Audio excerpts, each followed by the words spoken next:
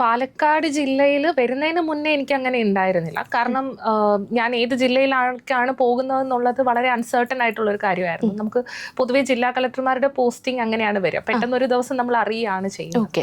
ഓരോ സ്റ്റേറ്റിലും നമ്മൾ ഓരോ രീതിയിലാണ് ഈ കളക്ടേഴ്സിന്റെ ടെന്യൂർ നിശ്ചയിക്കുക. പക്ഷെ ഒരു സ്റ്റാൻഡേർഡ് എന്നുള്ള രീതിയിൽ കേരളത്തിൽ നമ്മൾ ചെയ്യുന്നത് സാധാരണ ഒരു ഓഫീസർക്ക് 2-2.5 വർഷമാണ് ഇരിക്കാനുള്ള സമയം കൊടുക്കുക ഒരു ജില്ലയിൽ. ഒരു ജില്ല അല്ലെങ്കിൽ രണ്ട് ജില്ലയും കൂടെ കൂട്ടിയിട്ട് 2-2.5 വർഷമായിരിക്കും നോർമലി ഇരിക്കാനുള്ള ടൈം ആവുക. അപ്പം ആ ടൈം കൊണ്ട് നമുക്ക് പരമാവധി, കാരണം ഇതൊരു IASന്റെ തന്നെ പ്രൊഫഷനിൽ ഒരു ഡ്രീം പോസ്റ്റിംഗ് ആണ് കളക്ടർഷിപ്പ് എന്ന് പറയുന്നത്. എസ്പെഷ്യലി പാലക്കാട് പോലെയുള്ള ഒരു ജില്ലയിൽ വളരെ പൊട്ടൻഷ്യൽ ഉള്ള ഒരു പോസ്റ്റാണത്.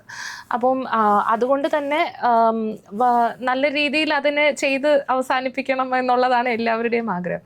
പിന്നെ ഒരു ലാർജർ സ്കീം ഓഫ് തിങ്സ് നോക്കുമ്പോൾ നമുക്കത് അങ്ങനെ ഒരു കാര്യം ആക്ച്വലി എത്ര ടെന്യൂർ ഒരാൾക്ക് കിട്ടുന്നു എന്നുള്ളത് ഇറലവൻ്റ് ആണ്. ബിക്കോസ് ഡിസ്ട്രിക്ട് കളക്ടറിന്റെ പോസ്റ്റ് എപ്പോഴും ഒരു കണ്ടിന്യൂവേഷൻ ആണല്ലോ.